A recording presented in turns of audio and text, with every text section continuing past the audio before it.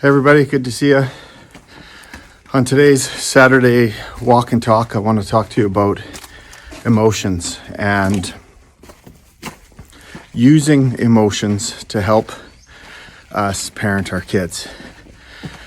Now, there is not a person that I know or a teacher that I know that is perfect at parenting or perfect at being a teacher, even though people may attest to it. And we live in this world now where we seem to be under more and more scrutiny and judgment from other people about how we parent, how we teach. And we live in this world where people assume we should only be using gentle techniques, gentle strategies, gentle parenting to raise our kids. And it's not wrong, but it's cumbersome. It's almost impossible to do. Parents burn out, teachers burn out, and the expectations around trying to be perfect for our kids is ridiculous. And so today I want to talk about the need to not feel like you have to be a perfect parent.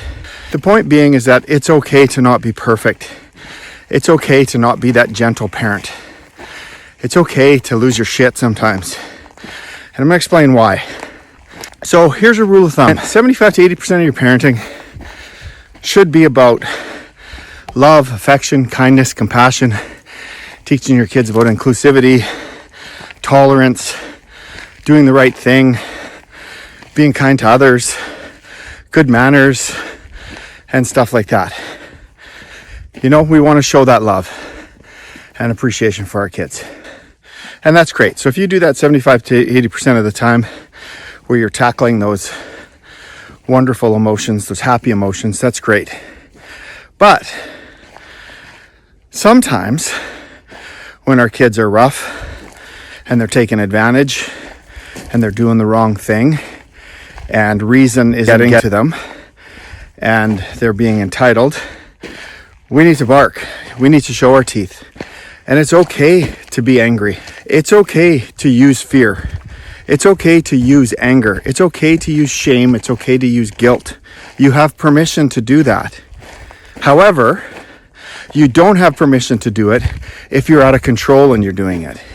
Meaning that you're frustrated, you're angry, and you're lashing out.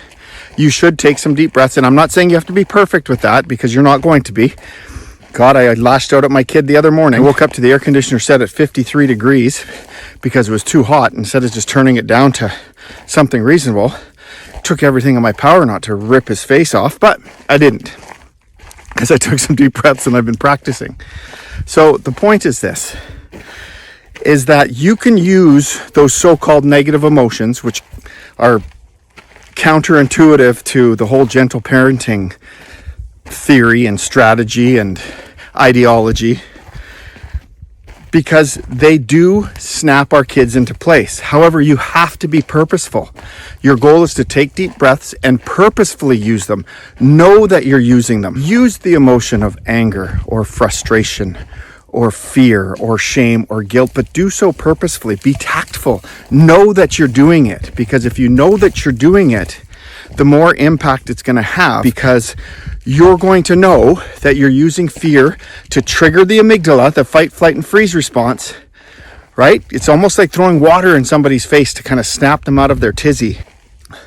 The point is that when you use those so-called negative emotions or those tough emotions, it allows you to trigger the amygdala so you can send your kid into fight, flight, and freeze momentarily. If you do that, it triggers a response, which then allows you to get your kid to sit down. And going back to the last video I did on consequences and accountability, you get your kid to sit down.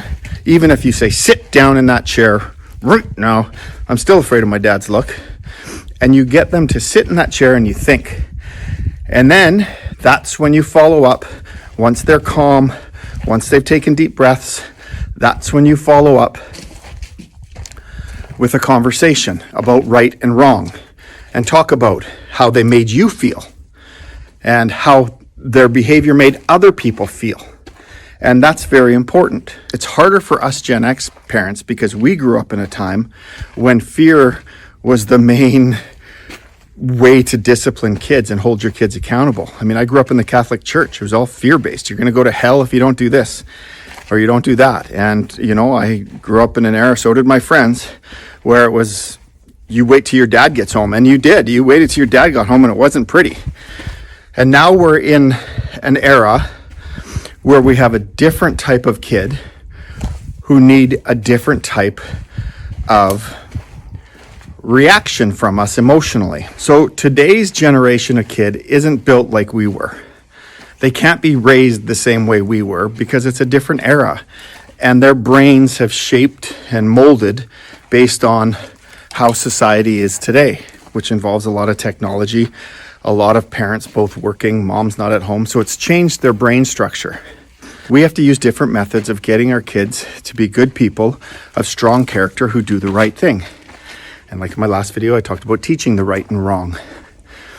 But we have to be very careful. We don't burn ourselves out by trying to be gentle all the time. You have permission, 20% of the time, to use those tougher emotions, to snap your kids into it, to trigger that amygdala, so that way you can get to their prefrontal cortex and so they can learn and do the right thing. Now, the reason why it's important to use the good emotions 75 to 80% of the time, like kindness, compassion, empathy, happiness, love, it's because that will create the foundation for your kids to be that kind of a person. And that's what we want. We want our kids to be caring, compassionate, empathetic, loving. But that does not mean that we can't purposefully raise our voice, sharpen our tone, show some teeth. We're allowed to use anger, shame, and guilt with our kids. But it has to be purposeful. And it has to be purposeful around the science of emotions. Remember, we're going back to the amygdala and prefrontal cortex. We purposefully use those so-called bad emotions to trigger the amygdala, to put our kids in a state of fight, flight, and freeze, so they can snap out of their shitty behavior because gentle parenting and trying the kind route is not working. And so it's okay, but we're doing it to trigger the amygdala, to get them to sit down, to take some time to reflect, so we can bring them back and engage the prefrontal cortex and have a conversation about the right thing to do and how their behavior is affecting other people. Here's the crucial part. You cannot flip that script. If you are a parent who's in that zone of using guilt, shame, fear, anger 75 to 85% of the time, guess what? Those are the kids that I see needing counseling. Those are the kids that I see suffering from trauma, having anxiety, who struggle making friends because they live in this constant state of discombobulation. So parents, please don't do that. If you're an angry parent and that's how you are all the time, this is where you need to take some deep breaths, become emotionally intelligent, and soothe so your prefrontal cortex can get into action too. Or if you're that parent who's constantly guilting your trips, making them feel guilty for everything, that has to go as well. Or if you're constantly shaming your kids, that has to go as well. So again, we can't be in a constant state of negative emotions or we're going to create trauma for our kids.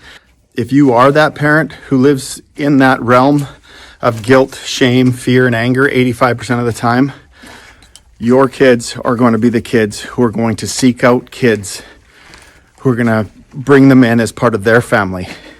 And if those kids that bring them in aren't good kids, and I shouldn't say good kids because, even kids that struggle with drugs and alcohol and other things, come by it honestly, as I'm trying to point out, they will be attracted to kids that bring them comfort. And sometimes that peer group are kids who are into drugs and alcohol, stealing, theft, all that other stuff.